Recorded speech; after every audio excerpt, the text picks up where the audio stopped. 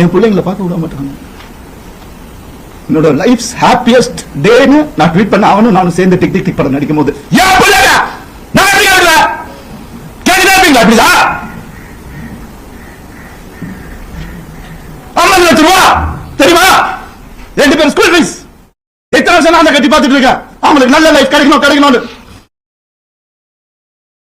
குழந்தைங்க பத்தி என் பாசத்தை பத்தி பேசாதீங்க. உங்க யாருக்கும் எதுவுமே தெரியாது.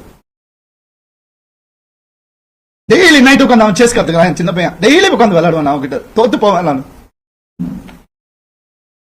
என்ன சொல்றீங்களா? குழந்தைங்க மேல அன்பு இல்லைன்னு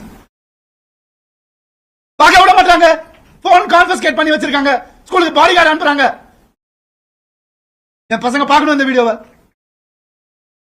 தெரிச்சு தானே ஓடி வந்தேன் நான். அந்த லைஃப் பிடிக்கலன்னு இத்தனை நாள் இருந்தால அப்பெல்லாம் தெரியலையா? நான் அப்பெல்லாம் பாத்துக்கல. எவ்வளவு கோடியில வீடு என்ன கேளுங்க போய் வெளியில. ஈசிஆரே சொல்லும். யாருக்காக? எல்லாம் அவங்களுக்காக நான் பண்ண. இருக்கும் போது பாத்துக்க முடியலன்னா இல்லாதப்ப மூடிட்டு இருக்கணும்.